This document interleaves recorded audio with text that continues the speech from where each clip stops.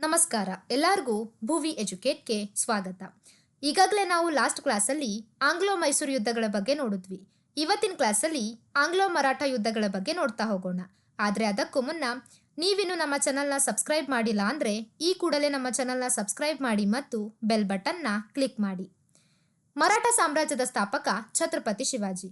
ಇಲ್ಲಿ ಆಧುನಿಕ ಭಾರತದ ಇತಿಹಾಸ ತಗೊಂಡ್ರೆ ಮರಾಠರ ಕಾಲದಲ್ಲಿ ಪೇಶ್ವೆಗಳ ಆಳ್ವಿಕೆ ಆರಂಭವಾಗುತ್ತೆ. ಹಾಗಾದ್ರೆ ಮರಾಠರ ಮೊದಲನೆಯ ಪೇಶ್ವೆ ಮೋರಪಂತ್ ಪಿಂಗ್ಳೆ. ಇಲ್ಲಿ ಶಿವಾಜಿಯ ಮರಣದ ನಂತರ ಮರಾಠ ಸಾಮ್ರಾಜ್ಯ 5 ಭಾಗಗಳಾಗಿ ಒಡೆಯುತ್ತೆ ಅಥವಾ 5 ಮನೆತನಗಳಾಗಿ ರೂಪುಗೊಳ್ಳುತ್ತೆ.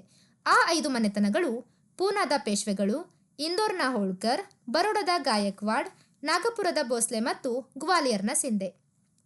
ಈ 5 ಮನೆತನಗಳಲ್ಲಿ ಪ್ರಸಿದ್ಧವಾಗಿರ್ತಕ್ಕಂತಹ ಮನೆತನ ಪೂನಾದ ಪೇಶ್ವೆಗಳು. ಈ ಪೂನಾದ ಪೇಶ್ವೆ ಮನೆತನವನ್ನ ಸ್ಥಾಪನೆ ಮಾಡಿರ್ತಕ್ಕಂಥವನು ಬಾಲಾಜಿ ವಿಶ್ವನಾಥ್. ಈತನಿಗಿರ್ತಕ್ಕಂತಹ ಬಿರುದು ಸೇನಾಕರ್ತ. ಈತನ ಮೂಲ ಹೆಸರು ಬಾಲಾಜಿ ಭಟ್ಟ. ಈ ಬಾಲಾಜಿ ವಿಶ್ವನಾಥ್ ಸಾಹು ಮಹಾರಾಜನನ್ನ ನಾಮ ಮಾತ್ರ ಇಟ್ಕೊಂಡು ಆಳ್ವಿಕೆ ಮಾಡ್ತಿದ್ದ. ಇನ್ನು ಪೂನಾದ ಪೇಶ್ವೆಗಳ ರಾಜಧಾನಿ ಪುಣೆಯಾಗಿತ್ತು. ಈ ಬಾಲಾಜಿ ವಿಶ್ವನಾಥನ ಮರಣದ ನಂತರ ಈತನ ಮಗನಾಗಿರ್ತಕ್ಕಂತಹ 2ನೇ ಬಾಜಿರಾವ್ ಪೇಶ್ವೆಯಾಗಿ ಅಧಿಕಾರಕ್ಕೆ ಬರ್ತಾನೆ. ಈ 2ನೇ ಬಾಜಿರಾವ್ ಅಖಂಡ ಭಾರತ ದೇಶವನ್ನ ಹಿಂದೂ ರಾಷ್ಟ್ರವನ್ನಾಗಿ ನಿರ್ಮಾಣ ಮಾಡಬೇಕು ಅಂತಕ್ಕಂಥ ಉದ್ದೇಶವನ್ನ ಹೊಂದಿದ್ದ. ಹೀಗಾಗಿ ಈತ ಒಂದು ನೀತಿಯನ್ನ ಅನುಸರಿಸಿದ್ದ. ಆ ನೀತಿ ಹಿಂದೂ ಪಾದ ಶಾಹಿ ನೀತಿ. ಈತನಿಗೆ ಸಾಹು ಮಹಾರಾಜ್ 2ನೇ ಶಿವಾಜಿ ಎಂದು ಕರೆದನು. ಅದು ಅಲ್ಲದೆ ಮರಾಠ ಸಾಮ್ರಾಜ್ಯದ ಪುನರ್ಸ್ಥಾಪಕ ಎಂದು ಕೂಡ ಕರೆಯಲಾಯಿತು. ಈ 2ನೇ ಬಾಜಿರಾವನ ಮರಣದ ನಂತರ ಆತನ ಮಗನಾಗಿರ್ತಕ್ಕಂತಹ ಬಾಲಾಜಿ ಬಾಜಿರಾವ್ ಪೇಶ್ವೆಯಾಗಿ ಅಧಿಕಾರಕ್ಕೆ ಬರ್ತಾನೆ. ಈತ ಅಧಿಕಾರಕ್ಕೆ ಬಂದ ಮೇಲೆ ತನ್ನ ತಂದೆಯ ನೀತಿಗಳನ್ನು ವಿರೋಧಿಸ್ತಾನೆ. ಅದು ಅಲ್ಲದೆ ಗೆರಿಲ್ಲಾ ಯುದ್ಧ ಮಾದರಿಯನ್ನು ಕೂಡ ಕೈಬಿಡ್ತಾನೆ. ಈ ಬಾಲಾಜಿ ಬಾಜಿರಾವ್ ಪೇಶ್ವೆ ಆಗಿರ್ತಕ್ಕಂತಹ ಸಮಯದಲ್ಲಿ ಒಂದು ವಿದೇಶಿ ದಾಳಿ ನಡೆಯುತ್ತೆ. ಅದು ಅಫ್ಘಾನನ ದೊರೆಯಾಗಿರ್ತಕ್ಕಂತಹ ಅಹಮದ್ ಶಾ ಅಬ್ದಾಲಿ. ಅಹಮದ್ ಶಾ ಅಬ್ದಾಲಿ ಮತ್ತು ಬಾಲಾಜಿ ಬಾಜಿರಾವ್ ಇವರಿಬ್ಬರ ಮಧ್ಯೆ ಒಂದು ಕದನ ನಡೆಯುತ್ತೆ. ಆ ಕದನವೇ 3ನೇ ಪಾಣಿಪತ್ ಕದನ. ಇದು ನಡೆದಿರ್ತಕ್ಕಂಥದ್ದು 1761ರಲ್ಲಿ. ಈ 3ನೇ ಪಾಣಿಪತ್ ಕದನದಲ್ಲಿ ಬಾಲಾಜಿ ಬಾಜಿರಾವ್ ಸೋತ್ ಹೋಗ್ತಾನೆ. ಅಹಮದ್ ಶಾ ಅಬ್ದಾಲಿ ಗೆಲುವು ಸಾಧಿಸ್ತಾನೆ. ಸೋತೋಗಿರ್ತಕ್ಕಂತಹ ಬಾಲಾಜಿ ಬಾಜಿರಾವ್ ಕೆಲವು ದಿನಗಳ ನಂತರ ಹೃದಯಾಘಾತದಿಂದ ಮರಣ ಹೊಂದುತ್ತಾನೆ.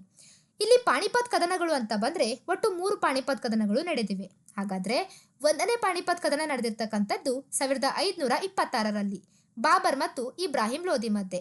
2ನೇ ಪಾಣಿಪತ್ ಕದನ ನಡೆದಿರ್ತಕ್ಕಂಥದ್ದು 1556ರಲ್ಲಿ ಅಕ್ಬರ್ ಮತ್ತು ಹೇಮಚಂದ್ರು ಅಥವಾ ಹೇಮುವಿನ ಮಧ್ಯೆ. ಇಲ್ಲಿ ಬಾಲಾಜಿ ಬಾಜಿರಾವನ ಮರಣದ ನಂತರ ಆತನ ಮಗನಾಗಿರ್ತಕ್ಕಂತಹ 1ನೇ ಮಾಧವರಾವ್ ಪೇಶ್ವೆಯಾಗಿ ಅಧಿಕಾರಕ್ಕೆ ಬರ್ತಾನೆ. ಈತನ ಕಾಲವನ್ನ ಮರಾಠರ ಸುವರ್ಣ ಯುಗವೆಂದು ಕರೆಯಲಾಗುತ್ತದೆ. ಈತ ಕೂಡ ಮುಂದೆ ಅಕಾಲಿಕ ಮರಣಕ್ಕೆ ತುತ್ತಾಗ್ತಾನೆ. 1ನೇ ಮಾಧವರಾವನ ಮರಣದ ನಂತರ ಆತನ ಮಗನಾಗಿರ್ತಕ್ಕಂತಹ ನಾರಾಯಣರಾವ್ ಪೇಶ್ವೆಯಾಗಿ ಅಧಿಕಾರಕ್ಕೆ ಬರ್ತಾನೆ. ಆ ಸಮಯದಲ್ಲಿ ನಾರಾಯಣರಾವನ ಚಿಕ್ಕಪ್ಪನಾಗಿರ್ತಕ್ಕಂತಹ ರಘುನಾಥರಾಯ ಅಥವಾ ರಘೋಬ ಈತನಿಗೆ ನಾರಾಯಣರಾವ್ ಅಧಿಕಾರದಲ್ಲಿರ್ತಕ್ಕಂಥದ್ದು ಇಷ್ಟವಿರಲ್ಲ.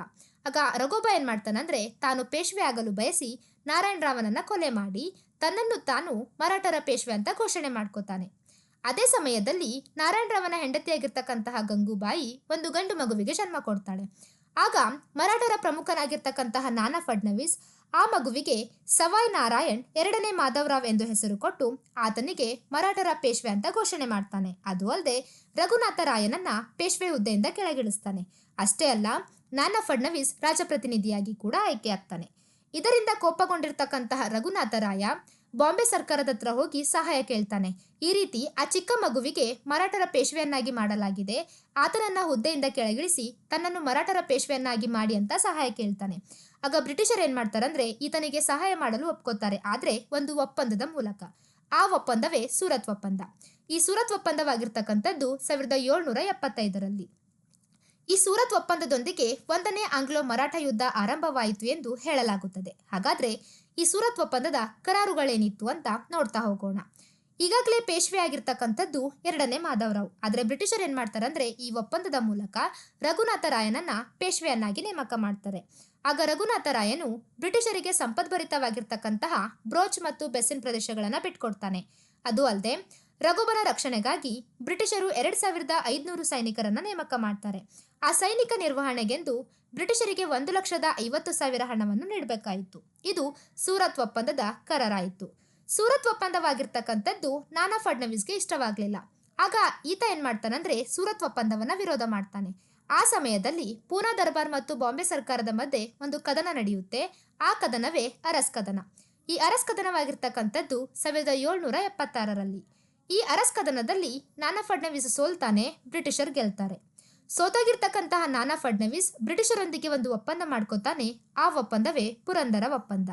ಈ ಪುರಂದರ ಒಪ್ಪಂದವಾಗಿರ್ತಕ್ಕಂಥದ್ದು 1776ರಲ್ಲಿ. ಹಾಗಾದ್ರೆ ಈ ಪುರಂದರ ಒಪ್ಪಂದದ ಕರಾರುಗಳನ್ನ ನೋಡ್ತಾ ಹೋಗೋಣ. ಈ ಒಪ್ಪಂದದ ಕರಾರುಗಳು ಬ್ರಿಟಿಷರು ರಗೋಬನಿಗೆ ನೀಡಿರ್ತಕ್ಕಂತಹ ಸಹಾಯವನ್ನು ಹಿಂದೆ ತೆಗೆದುಕೊಳ್ತಕ್ಕಂಥದ್ದು, ಸೂರತ್ ಒಪ್ಪಂದ ರದ್ದಾಗ್ತಕ್ಕಂಥದ್ದು, ಇನ್ನು ರಗೋಬನಿಗೆ ಪೇಶ್ವೆಯು ಮಾಸಿಕವಾಗಿ 25,000 ರೂಪಾಯಿ ನಿವೃತ್ತಿ ವೇತನವನ್ನು ನೀಡ್ತಕ್ಕಂಥದ್ದು, ಬ್ರೋಚ್ ಮತ್ತು ಬೆಸ್ಸಿನ್ ಪ್ರದೇಶಗಳು ಬ್ರಿಟಿಷರ ಬಳಿಯೇ ಉಳಿತಕ್ಕಂಥದ್ದು, ಇನ್ನು ಬ್ರಿಟಿಷರು ಸೂರತ್ ಒಪ್ಪಂದದ ಮೊದಲು ವಶಪಡಿಸಿಕೊಂಡಿರ್ತಕ್ಕಂಥ ಪ್ರದೇಶಗಳನ್ನು ಪೇಶ್ವೆಗೆ ನೀಡ್ತಕ್ಕಂಥದ್ದು, ಅದು ಅಲ್ಲದೆ ಪೇಶ್ವೆಯು ಬ್ರಿಟಿಷರ ಯುದ್ಧ ವೆಚ್ಚವನ್ನು ಭರಿಸ್ತಕ್ಕಂಥದ್ದು. ಇದು ಪುರಂದರ ಒಪ್ಪಂದದ ಕರಾರಾಯಿತು. ಆದರೆ ಈ ಪುರಂದರ ಒಪ್ಪಂದ ವಾರನ್ ಹೆಸ್ಟಿಂಗ್ ಮತ್ತು ರಾಗೋಬನಿಗೆ ಇಷ್ಟವಾಗಲಿಲ್ಲ. ಆಗ ಇವರಿಬ್ರು ಏನ್ ಮಾಡ್ತಾರಂದ್ರೆ ಈ ಪುರಂದರ ಒಪ್ಪಂದವನ್ನ ರದ್ದು ಮಾಡಬೇಕು ಅನ್ನೋ ಉದ್ದೇಶದಿಂದ ಬಾಂಬೆ ಸರ್ಕಾರದ ಕೋರ್ಟ್ ಆಫ್ ಡೈರೆಕ್ಟರ್ ಬಳಿ ಹೋಗ್ತಾರೆ. ಅವ್ರ ಹತ್ರ ಹೋಗ್ಬಿಟ್ಟು ಈ ಪುರಂದರ ಒಪ್ಪಂದವನ್ನ ರದ್ದು ಮಾಡ್ರಿ ಅಂತ ಕೇಳ್ತಾರೆ. ಆಗ ಕೋರ್ಟ್ ಆಫ್ ಡೈರೆಕ್ಟ್ ಏನ್ ಮಾಡುತ್ತೆ ಅಂದ್ರೆ ಪುರಂದರ ಒಪ್ಪಂದವನ್ನ ರದ್ದು ಮಾಡಿ ಸೂರತ್ ಒಪ್ಪಂದವನ್ನ ಮರುಜಾರು ಮಾಡುತ್ತೆ. ಈ ಸೂರತ್ ಒಪ್ಪಂದ ಏನಾಗಿತ್ತು, ರಘುಬನನ್ನ ಪೇಶ್ವೆಯನ್ನಾಗಿ ಮಾಡ್ತಕ್ಕಂಥದ್ದು. ಇದನ್ನ ನಾನಾ ಫಡ್ನವೀಸ್ ವಿರೋಧ ಮಾಡ್ತಾನೆ. ಆಗ ನಾನಾ ಫಡ್ನವೀಸ್ ಮತ್ತೆ ಬಾಂಬೆ ಸರ್ಕಾರದ ಮಧ್ಯೆ ಮತ್ತೊಂದು ಬಾರಿ ಕದನ ನಡೆಯುತ್ತೆ. ಆ ಕದನವೇ ತಲೆಂಗಾವ್ ಕದನ. ಇದು 1779ರಲ್ಲಿ ನಡೆದಿರ್ತಕ್ಕಂಥದ್ದು. ಇದರಲ್ಲಿ ನಾನಾ ಫಡ್ನವೀಸ್ ಗೆಲ್ತಾನೆ, ವಾರನ್ ಹೆಸ್ಟಿಂಗ್ ಸೋಲ್ತಾನೆ. ಇದಾದ್ಮೇಲೆ ಇವರಿಬ್ಬರ ಮಧ್ಯೆ ಒಂದು ಒಪ್ಪಂದವಾಗುತ್ತೆ. ಆ ಒಪ್ಪಂದವೇ ಒಡೆಂಗಾವ್ ಒಪ್ಪಂದ. ಒಡೆಂಗಾವ್ ಒಪ್ಪಂದ ಆಗಿರ್ತಕ್ಕಂಥದ್ದು 1779ರಲ್ಲಿ. ಹಾಗಾದ್ರೆ ಈ ಒಪ್ಪಂದದ ಕರಾರುಗಳನ್ನ ನೋಡ್ತಾ ಹೋಗೋಣ. ಇಲ್ಲಿ ರಘುಬನನ್ನ ಬ್ರಿಟಿಷರು ಪೇಶ್ವೆ ಹುದ್ದೆಯಿಂದ ದೂರವಿಡ್ತಾರೆ. ರಘುಬ ಏನ್ ಮಾಡಿದ್ದ ಅಂದ್ರೆ ಗ್ವಾಲಿಯರ್ನ ಸಿಂಧೆ ಹತ್ರ ಆಶ್ರಯ ಪಡೆದಿದ್ದ. ಹೀಗಾಗಿ ಗ್ವಾಲಿಯರ್ನ ಸಿಂಧೆಗೆ ಬ್ರೋಚ್ ಪ್ರದೇಶದ ಆದಾಯದ ಒಂದು ಭಾಗವನ್ನ ಬಿಟ್ಕೊಡ್ತಕ್ಕಂಥದ್ದು. ಇನ್ನು ಬೆಸ್ಸಿನ್ ಪ್ರದೇಶವು ಬ್ರಿಟಿಷರ ಬಳಿಯೇ ಉಳಿತಕ್ಕಂಥದ್ದು. 1773ರ ನಂತರ ಬ್ರಿಟಿಷರು ವಶಪಡಿಸಿಕೊಂಡಿರ್ತಕ್ಕಂಥ ಪ್ರದೇಶವನ್ನ ಪೇಶ್ವೆಗೆ ನೀಡ್ತಕ್ಕಂಥದ್ದು ಈ ಒಡೆಂಗಾವ್ ಒಪ್ಪಂದದ ಕರಾರಾಯಿತು. ಈ ಒಪ್ಪಂದ ಆದ್ಮೇಲೂ ಕೂಡ ನಾನಾ ಫಡ್ನವೀಸ್ ಮತ್ತು ಬಾಂಬೆ ಸರ್ಕಾರದ ಮಧ್ಯೆ ಇನ್ನೊಂದು ಕೊನೆಯದಾಗಿ ಯುದ್ಧ ನಡೆಯುತ್ತೆ. ಆ ಕದನದಲ್ಲಿ ನಾನಾ ಫಡ್ನವೀಸ್ ಹೀನಾಯವಾಗಿ ಸೋಲನುಭವಿಸ್ತಾನೆ. ಸೋತೋಗಿರ್ತಕ್ಕಂತಹ ನಾನಾ ಫಡ್ನವೀಸ್ ಬ್ರಿಟಿಷರೊಂದಿಗೆ ಒಂದು ಅಂತಿಮ ಒಪ್ಪಂದವನ್ನ ಮಾಡ್ಕೋತಾನೆ. ಆ ಒಪ್ಪಂದವೇ ಸಾಲ್ಬಾಯ್ ಒಪ್ಪಂದ. ಈ ಸಾಲ್ಬಾಯ್ ಒಪ್ಪಂದವಾಗಿರ್ತಕ್ಕಂಥದ್ದು 1782ರಲ್ಲಿ.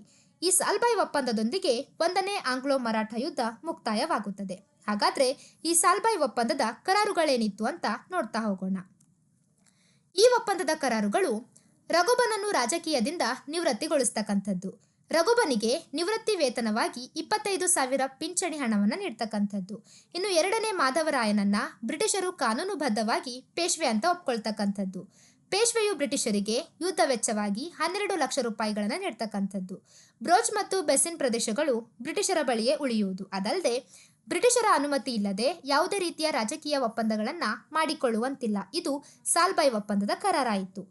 ಇದು 1ನೇ ಆಂಗ್ಲೋ ಮರಾಠ ಯುದ್ಧ. ಇದಾದ ಕೆಲವು ದಿನಗಳ ನಂತರ 2ನೇ ಮಾಧವರಾವನ ಮರಣವಾಗುತ್ತೆ. ಇನ್ನು 2ನೇ ಆಂಗ್ಲೋ ಮರಾಠ ಯುದ್ಧ ಇದು ಕಾಲ 1803ರಿಂದ 1805ರವರೆಗೆ. ಈ ಸಮಯದಲ್ಲಿರ್ತಕ್ಕಂತಹ ಮರಾಠರ ಪೇಶ್ವೆ 2ನೇ ಬಾಲಾಜಿ ಬಾಜಿರಾವ್. ಈ 2ನೇ ಬಾಲಾಜಿ ಬಾಜಿರಾವ್ ಏನಿದ್ದ ಅಂದ್ರೆ ಅಸಮರ್ಥ ಪೇಶ್ವೆ ಆಗಿದ್ದ. ಹೀಗಾಗಿ ಈತ ಏನ್ ಮಾಡ್ತಿದ್ದ ಅಂದ್ರೆ ಮರಾಠರ ಪ್ರಮುಖರ ನಡುವೆ ಪರಸ್ಪರ ಸಂಘರ್ಷವನ್ನ ಹುಟ್ಟಾಕ್ತಿದ್ದ. ಈ ಸಮಯದಲ್ಲಿ ಇಂದೋರ್ನಲ್ಲಿರ್ತಕ್ಕಂತಹ ಜಶವಂತರಾವ್ ಹೋಳ್ಕರ್ ಏನ್ ಮಾಡ್ತಾನಂದ್ರೆ ಅಸಮರ್ಥನಾಗಿರ್ತಕ್ಕಂತಹ 2ನೇ ಬಾಲಾಜಿ ಬಾಜಿರಾವ್ನನ್ನ ಹೇಗಾದ್ರೂ ಸೋಲಿಸಿ ಆತನನ್ನ ಅಧಿಕಾರದಿಂದ ಕೆಳಗಿಳಿಸಬೇಕು ಅಂತ ಹೊಂಚಾಕ್ತಿರ್ತಾನೆ. ಈ ವಿಷಯ ಯಾರಿಗೆ ಗೊತ್ತಾಗುತ್ತೆ, 2ನೇ ಬಾಲಾಜಿ ಬಾಜಿರಾವ್ ಗೊತ್ತಾಗುತ್ತೆ. ಆಗ 2ನೇ ಬಾಲಾಜಿ ಬಾಜಿರಾವ್ ಏನ್ ಮಾಡ್ತಾನಂದ್ರೆ ಗ್ವಾಲಿಯರ್ನಲ್ಲಿರ್ತಕ್ಕಂತಹ ದೌಲತ್ ರಾವ್ ಸಿಂಧೆಯೊಂದಿಗೆ ಜೊತೆಗೂಡಿ ಜಶವಂತರಾವ್ ಹೋಳ್ಕರ್ನನ್ನ ಸೋಲಿಸಲು ಮುಂದಾಗ್ತಾನೆ. ಆಗ 2ನೇ ಬಾಲಾಜಿ ಬಾಜಿರಾವ್ ಮತ್ತು ದೌಲತ್ ರಾವ್ ಸಿಂಧೆ ಇವರಿಬ್ಬರು ಸೇರ್ಕೊಂಡು ಏನ್ ಮಾಡ್ತಾರಂದ್ರೆ ಜಶವಂತರಾವ್ ಹೋಳ್ಕರ್ನ ಸಹೋದರನಾಗಿರ್ತಕ್ಕಂತಹ ವಿಕ್ತೂಜಿಯನ್ನ ಕೊಲೆ ಮಾಡ್ತಾರೆ.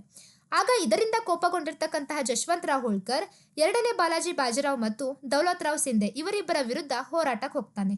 ಆಗ ಇವರಿಬ್ರು ಏನ್ ಮಾಡ್ತಾರಂದ್ರೆ ಹೆದರ್ಕೊಂಡು ಬಾಂಬೆಗೆ ಪಲಾಯನ ಮಾಡ್ತಾನೆ. ಈ ಕಡೆ ಜಶವಂತರಾವ್ ಹೋಳ್ಕರ್ ಏನ್ ಮಾಡ್ತಾನಂದ್ರೆ ವಿನಾಯಕ ರಾವ್ನನ್ನ ಪೇಶ್ವೆಯನ್ನಾಗಿ ನೇಮಕ ಮಾಡ್ತಾನೆ. ಈ ಕಡೆ 2ನೇ ಬಾಲಾಜಿ ಬಾಜಿರಾವ್ ಏನ್ ಮಾಡ್ತಾನಂದ್ರೆ ಬಾಂಬೆಗೆ ಪಲಾಯನ ಮಾಡಿ ಬಾಂಬೆ ಸರ್ಕಾರದ ಹತ್ರ ಹೋಗ್ಬಿಟ್ಟು ಸಹಾಯ ಕೇಳ್ತಾನೆ. ಈ ರೀತಿ ಜಶವಂತರಾವ್ ಹೋಳ್ಕರ್ ಪೇಶ್ವೆಯನ್ನಾಗಿ ಮಾಡಿದಾನೆ, ಸೊ ನನಗೆ ಬಂದು ಸಹಾಯ ಮಾಡಿ, ನನಗೆ ಮರಾಠರ ಪೇಶ್ವೆಯನ್ನಾಗಿ ಮಾಡಿ ಅಂತ ಕೇಳ್ತಾನೆ. ಆಗ ಬ್ರಿಟಿಷರ್ ಏನ್ ಮಾಡ್ತಾರಂದ್ರೆ ಈತನಿಗೆ ಸಹಾಯ ಮಾಡಲು ಒಪ್ಕೋತಾರೆ. ಆದ್ರೆ ಒಂದು ಒಪ್ಪಂದದ ಮೂಲಕ ಸಹಾಯ ಮಾಡಲು ಒಪ್ಕೋತಾರೆ. ಯಾವ ಒಪ್ಪಂದದ ಅಂದರೆ ಬೆಸ್ಸಿನ್ ಒಪ್ಪಂದ. ಈ ಬೆಸ್ಸಿನ್ ಒಪ್ಪಂದವಾಗಿರ್ತಕ್ಕಂಥದ್ದು 1802 ಡಿಸೆಂಬರ್ 31ರಂದು. ಹಾಗಾದರೆ ಈ ಬೆಸ್ಸಿನ್ ಒಪ್ಪಂದದ ಕರಾರುಗಳೇನಿತ್ತು ಅಂತ ನೋಡ್ತಾ ಹೋಗೋಣ. ಬ್ರಿಟಿಷರು ಎರಡನೇ ಬಾಲಾಜಿ ಬಾಜಿರಾವ್ನನ್ನ ಪೇಶ್ವೆಯನ್ನಾಗಿ ನೇಮಕ ಮಾಡಿದ್ರು. ಇನ್ನು ಸೂರತನ್ನ ಸಂಪೂರ್ಣ ನಿಯಂತ್ರಣಕ್ಕೆ ಬಿಟ್ಕೊಟ್ರು. ಅದು ಅಲ್ಲದೆ ತನ್ನ ರಕ್ಷಣೆಗಾಗಿ ಬ್ರಿಟಿಷರ 6,000 ಸೈನಿಕರನ್ನ ನೇಮಕ ಮಾಡ್ಕೊಳ್ತಕ್ಕಂಥದ್ದು, ಸೈನಿಕ ನಿರ್ವಹಣೆಗಾಗಿ ಬ್ರಿಟಿಷರಿಗೆ 26 ಲಕ್ಷ ರೂಪಾಯಿ ಹಣವನ್ನ ನೀಡ್ತಕ್ಕಂಥದ್ದು. ಇನ್ನು ಬ್ರಿಟಿಷರ ಅನುಮತಿ ಇಲ್ಲದೆ ಇತರ ಐರೋಪ್ನೊಂದಿಗೆ ಯಾವುದೇ ರಾಜಕೀಯ ಒಪ್ಪಂದವನ್ನ ಮಾಡಿಕೊಳ್ಳುವಂತಿಲ್ಲ. ಯುದ್ಧದ ಸಂಪೂರ್ಣ ಜವಾಬ್ದಾರಿಯನ್ನ ಬ್ರಿಟಿಷರಿಗೆ ನೀಡ್ತಕ್ಕಂಥದ್ದು, ಬೆಸ್ಸಿನ್ ಮತ್ತು ಬ್ರೋಚ್ ಪ್ರದೇಶಗಳನ್ನ ಬ್ರಿಟಿಷರ ವಶಕ್ಕೆ ನೀಡ್ತಕ್ಕಂಥದ್ದು. ಇದೆಲ್ಲವೂ ಬೆಸ್ಸಿನ್ ಒಪ್ಪಂದದ ಕರಾರಾಯಿತು. ಇದರಲ್ಲಿ ಇನ್ನೊಂದು ಮುಖ್ಯವಾಗಿರ್ತಕ್ಕಂಥ ಒಂದು ಅಂಶವಿತ್ತು. ಏನಂದ್ರೆ ಎರಡನೇ ಬಾಲಾಜಿ ಬಾಜಿರಾವ್ ಏನ್ ಮಾಡ್ಬೇಕಂದ್ರೆ ಸಹಾಯಕ ಸೈನ್ಯ ಪದ್ಧತಿಗೆ ಸಹಿ ಹಾಕಬೇಕು ಅಂತಕ್ಕಂಥದ್ದು ಈ ಒಪ್ಪಂದದ ಕರಾರಾಗಿತ್ತು. ಆಗ ಎರಡನೇ ಬಾಲಾಜಿ ಬಾಜಿರಾವ್ ಏನ್ ಮಾಡ್ತಾನಂದ್ರೆ 1803ರಂದು ಸಹಾಯಕ ಸೈನ್ಯ ಪದ್ಧತಿಗೆ ಸಹಿ ಹಾಕುವುದರ ಮೂಲಕ ಬ್ರಿಟಿಷರು ಈತನಿಗೆ ಸಹಾಯ ಮಾಡಲು ಮುಂದಾಗ್ತಾರೆ. ಈ ಸಹಾಯಕ ಸೈನ್ಯ ಪದ್ಧತಿ ಅಂತ ಬಂದ್ರೆ ಸಹಾಯಕ ಸೈನ್ಯ ಪದ್ಧತಿಗೆ ಮೊದಲು ಸ್ವೀಕಾರ ಮಾಡಿರ್ತಕ್ಕಂತಹ ಮನೆತನ ಹೈದರಾಬಾದಿನ ನಿಜಾಮರು 1798ರಲ್ಲಿ. ಇದನ್ನ ವಿರೋಧ ಮಾಡಿರ್ತಕ್ಕಂತಹ ಮೊದಲ ವ್ಯಕ್ತಿ ಟಿಪ್ಪು ಸುಲ್ತಾನ್. ಇನ್ನು ಇದನ್ನ ಸ್ವೀಕಾರ ಮಾಡಿರ್ತಕ್ಕಂತಹ ಎರಡನೇ ಮನೆತನ ಮೈಸೂರಿನ ಒಡೆಯರು, ಮೂರನೇ ಮನೆತನ ತಾಂಜಾವೂರಿನ ಅರಸರು, ಹಾಗಾದ್ರೆ ನಾಲ್ಕನೇ ಮನೆತನ ಔದ್ನ ನವಾಬ, ಐದನೇ ಮನೆತನವೇ ಪೇಶ್ವೆಗಳು, ಅದೇ ಎರಡನೇ ಬಾಲಾಜಿ ಬಾಜಿರಾವ್. ಇಲ್ಲಿಗೆ ಬ್ರಿಟಿಷರು ಏನ್ ಮಾಡ್ತಾರಂದ್ರೆ ಈತನಿಗೆ ಸಹಾಯ ಮಾಡಲು ಮುಂದಾಗ್ತಾರೆ. ಆದ್ರೆ ಇವರು ಮಾಡ್ಕೊಂಡಿರ್ತಕ್ಕಂತಹ ಬೆಸ್ಸಿನ್ ಒಪ್ಪಂದ ಮರಾಠರ ಪ್ರಮುಖರಾಗಿರ್ತಕ್ಕಂತಹ ದೌಲತ್ ರಾವ್ ಸಿಂಧೆ, ಜಶ್ವಂತ್ ರಾವ್ ಹೋಳ್ಕರ್ ಮತ್ತು ರಘೋಜಿ ಭೋಸ್ಲೆಗೆ ಇಷ್ಟವಾಗಲ್ಲ. ಆಗ ಈ ಮೂರು ಜನ ಏನ್ ಮಾಡ್ತಾರಂದ್ರೆ ಬ್ರಿಟಿಷರ ವಿರುದ್ಧ ಯುದ್ಧಕ್ಕೆ ಹೋಗ್ತಾರೆ. ಆಗ ಈ ಮೂವರು ಮತ್ತು ಜನರಲ್ ಲೇಕ್ ಮಧ್ಯೆ ಒಂದು ಯುದ್ಧ ನಡೆಯುತ್ತೆ. ಆ ಯುದ್ಧವೇ ಅಸ್ಸಾಯಿ ಕದನ. ಇದು 1803ರಲ್ಲಿ ನಡೆದಿರ್ತಕ್ಕಂಥದ್ದು. ಈ ಯುದ್ಧದಲ್ಲಿ ಈ ಮೂರು ಜನರು ಸೋಲ್ತಾರೆ, ಬ್ರಿಟಿಷರು ಗೆಲ್ತಾರೆ. ಸೋತೋಗಿರ್ತಕ್ಕಂತಹ ಈ ಮೂರು ಜನರೊಂದಿಗೆ ಬ್ರಿಟಿಷರು ಒಂದೊಂದು ಒಪ್ಪಂದ ಮಾಡ್ಕೋತಾರೆ. ಮೊದಲಿಗೆ ರಾಜ್ಪುರ್ ಘಾಟ್ ಒಪ್ಪಂದ 1805ರಲ್ಲಿ. ಇದು ಜಶ್ವಂತ್ ರಾವ್ ಹೋಳ್ಕರ್ ಮತ್ತು ಲಾರ್ಡ್ ವೆಲ್ಲೆಸ್ಲಿ ಮಧ್ಯೆ ನಡೆದಿರ್ತಕ್ಕಂಥದ್ದು. ಇನ್ನು ಎರಡನೆಯದಾಗಿ ದೇವ್ಗಾಂವ್ ಒಪ್ಪಂದ. ಇದು 1803ರಲ್ಲಿ ರಘೋಜಿ ಭೋಸ್ಲೆ ಮತ್ತು ಲಾರ್ಡ್ ವೆಲ್ಲೆಸ್ಲಿ ಮಧ್ಯೆ ನಡೆದಿರ್ತಕ್ಕಂಥದ್ದು. ಇನ್ನು ಮೂರನೆಯದು ಸೂರಜ್ ಅರಜ್ಗಾಂವ್ ಒಪ್ಪಂದ. ಇದು 1803ರಲ್ಲಿ ದೌಲತ್ ರಾವ್ ಸಿಂಧೆ ಮತ್ತು ಲಾರ್ಡ್ ವೆಲ್ಲೆಸ್ಲಿ ಮಧ್ಯೆ ನಡೆದಿರ್ತಕ್ಕಂಥದ್ದು. ಈ ಮೂರು ಒಪ್ಪಂದಗಳು ಮರಾಠರ ಪ್ರಮುಖರೊಂದಿಗೆ ಬ್ರಿಟಿಷರು ಮಾಡಿಕೊಂಡ್ರು. ಹಾಗಾದ್ರೆ ಈ ಒಪ್ಪಂದದ ಕರಾರುಗಳೇನಿತ್ತು ಅಂತ ನೋಡ್ತಾ ಹೋಗೋಣ. ಈ ಒಪ್ಪಂದದ ಕರಾರುಗಳ ಅನುಸಾರ ರಘೋಜಿ ಭೋಸ್ಲೆ, ದೌಲತ್ ರಾವ್ ಸಿಂಧೆ ಮತ್ತು ಜಶ್ವಂತ್ ರಾವ್ ಹೋಳ್ಕರ್ ಈ ಮೂರು ಜನರು ಸಹಾಯಕ ಸೈನ್ಯ ಪದ್ಧತಿಗೆ ಸಹಿ ಹಾಕ್ತಕ್ಕಂಥದ್ದು. ಇನ್ನು ರಘೋಜಿಯು ಬ್ರಿಟಿಷರಿಗೆ ಕಟಕ್, ಬಾಲ್ಸೂರ್ ಪ್ರದೇಶಗಳನ್ನ ಬಿಟ್ಕೊಳ್ತಕ್ಕಂಥದ್ದು. ಇನ್ನು ದೌಲತ್ ರಾವ್ ಸಿಂಧೆ ಬ್ರೋಚ್ ಮತ್ತು ಅಹಮದಾಬಾದ್ ಪ್ರದೇಶಗಳನ್ನ ಬ್ರಿಟಿಷರಿಗೆ ಬಿಟ್ಕೊಳ್ಬೇಕು ಅಂತಕ್ಕಂಥದ್ದು ಈ ಒಪ್ಪಂದದ ಕರಾರಾಯಿತು. ಇಲ್ಲಿಗೆ ಎರಡನೇ ಆಂಗ್ಲೋ ಮರಾಠ ಯುದ್ಧ ಮುಕ್ತಾಯವಾಯಿತು. ಇನ್ನು ಮೂರನೇ ಆಂಗ್ಲೋ ಮರಾಠ ಯುದ್ಧ. ಇದು ಕಾಲ 1817ರಿಂದ 1818. ಇದಕ್ಕೆ ಮುಖ್ಯ ಕಾರಣಗಳನ್ನು ನೋಡೋದಾದ್ರೆ ಈಗಾಗಲೇ ಎರಡನೇ ಬಾಲಾಜಿ ಬಾಜಿರಾವ್ ಮತ್ತು ಮರಾಠರ ಪ್ರಮುಖರು ಏನ್ ಮಾಡಿದ್ರು ಅಂದ್ರೆ ಸಹಾಯಕ ಸೈನ್ಯ ಪದ್ಧತಿಗೆ ಸಹಿ ಹಾಕಿದ್ರು. ಇದಾದ ಕೆಲವು ದಿನಗಳ ನಂತರ ಎರಡನೇ ಬಾಲಾಜಿ ಬಾಜಿರಾವ್ಗೆ ಏನ್ ಅನ್ಸುತ್ತಂದ್ರೆ ನಾವು ಸಹಾಯಕ ಸೈನ್ಯ ಪದ್ಧತಿಗೆ ಸಹಿ ಹಾಕ್ಬಿಟ್ಟು ತಪ್ಪು ಮಾಡಿದ್ವಿ ಅಂತ ಅನ್ಸುತ್ತೆ. ಆಗ ಈತ ಏನ್ ಮಾಡ್ತಾನಂದ್ರೆ ಮರಾಠರ ಪ್ರಮುಖರನ್ನ ಒಗ್ಗೂಡಿಸಿ ಒಂದು ಸಭೆಗೆ ಕರೀತಾನೆ. ಆ ಸಮಯದಲ್ಲಿ ಬರೋಡದಲ್ಲಿರ್ತಕ್ಕಂತಹ ಗಾಯಕ್ವಾಡ್ ಈತ ಏನಾಗಿದ್ದ ಅಂದ್ರೆ ಬ್ರಿಟಿಷರ ಮಿತ್ರನಾಗಿದ್ದ. ಈತ ಏನ್ ಮಾಡ್ತಾನಂದ್ರೆ ಬ್ರಿಟಿಷರಿಗೆ ಈ ಮಾಹಿತಿಯನ್ನ ತಲುಪಿಸ್ತಾನೆ. ಏನಂದ್ರೆ ಎರಡನೇ ಬಾಲಾಜಿ ಬಾಜಿರಾವ್ ಸಹಾಯಕ ಸೈನ್ಯ ಪದ್ಧತಿಯಿಂದ ಹೊರ ಬರಬೇಕು ಅಂತ ಒಂದು ಸಭೆಯನ್ನ ನಡೆಸ್ತಿದ್ದಾನೆ ಅಂತ ಹೇಳ್ತಾನೆ. ಆಗ ಬ್ರಿಟಿಷರ್ ಏನ್ ಮಾಡ್ತಾರಂದ್ರೆ ಗಾಯಕ್ವಾಡ್ಗೆ ನೀನು ಆ ಸಭೆಗೆ ಹೋಗ್ಬೇಡ, ನಿನ್ನ ಮಂತ್ರಿಯಾಗಿರ್ತಕ್ಕಂತಹ ಗಂಗಾಧರ್ ಶಾಸ್ತ್ರಿ ಕಳಿಸು ಅಂತ ಹೇಳ್ತಾನೆ. ಆ ಸಮಯದಲ್ಲಿ ಗಂಗಾಧರ್ ಶಾಸ್ತ್ರಿ ಏನ್ ಮಾಡ್ತಾನಂದ್ರೆ ಆ ಸಭೆಗೆ ಹೊರಡಲು ಮುಂದಾಗ್ತಾನೆ. ಈ ಕಡೆ ಎರಡನೇ ಬಾಲಾಜಿ ಬಾಜಿರಾವ್ನ ಮಂತ್ರಿ ಯಾರಿರ್ತಾರೆ, ತ್ರಿಯಂಬಕ ಇರ್ತಾನೆ. ಈ ಗಂಗಾಧರ್ ಶಾಸ್ತ್ರಿ ಇನ್ನೇನು ಸಭೆಗೆ ಹೋಗ್ಬೇಕು ಅನ್ಕೋತಿರ್ತಾನೆ. ಆ ಸಮಯದಲ್ಲಿ ತ್ರಿಯಂಬಕ ಈತನ ಮೇಲೆ ದಾಳಿ ಮಾಡಿಬಿಟ್ಟು ಗಂಗಾಧರ್ ಶಾಸ್ತ್ರಿಯನ್ನ ಕೊಲೆ ಮಾಡ್ತಾನೆ. ಆಗ ಇದರಿಂದ ಕೋಪಗೊಂಡಿರ್ತಕ್ಕಂತಹ ಬ್ರಿಟಿಷರ್ ಏನ್ ಮಾಡ್ತಾರಂದ್ರೆ ಎರಡನೇ ಬಾಲಾಜಿ ಬಾಜಿರಾವ್ನನ್ನ ಬಂಧಿಸಿ ಆತನೊಂದಿಗೆ ಒಂದು ಒಪ್ಪಂದ ಮಾಡ್ಕೋತಾರೆ. ಆ ಒಪ್ಪಂದವೇ ಪೂನಾ ಒಪ್ಪಂದ. ಇದು 1817ರಲ್ಲಿ ಆಗಿರ್ತಕ್ಕಂಥದ್ದು. ಇದು ಎರಡನೇ ಬಾಲಾಜಿ ಬಾಜಿರಾವ್ ಮತ್ತು ಲಾರ್ಡ್ ಹೇಸ್ಟಿಂಗ್ ಮಧ್ಯೆ ಆಗಿರ್ತಕ್ಕಂಥದ್ದು. ಹಾಗಾದ್ರೆ ಈ ಒಪ್ಪಂದದ ಕರಾರುಗಳೇನಿತ್ತು ಅಂತ ನೋಡ್ತಾ ಹೋಗೋಣ.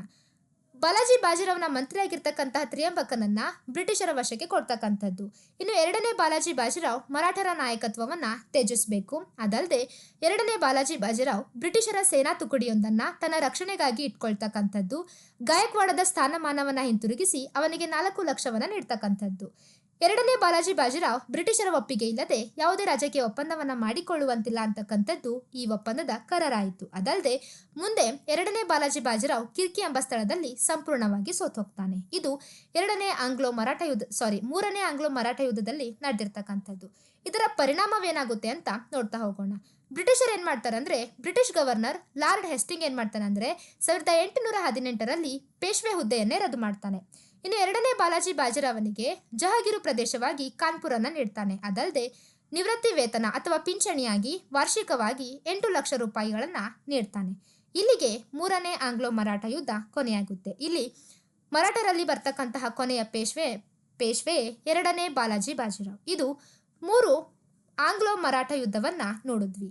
ಈ ಕ್ಲಾಸ್ ನಿಮಗೆ ಇಷ್ಟ ಆಗಿದ್ರೆ ಲೈಕ್ ಮಾಡಿ, ಶೇರ್ ಮಾಡಿ ಮತ್ತು ಸಬ್ಸ್ಕ್ರೈಬ್ ಮಾಡಿ. Thank you.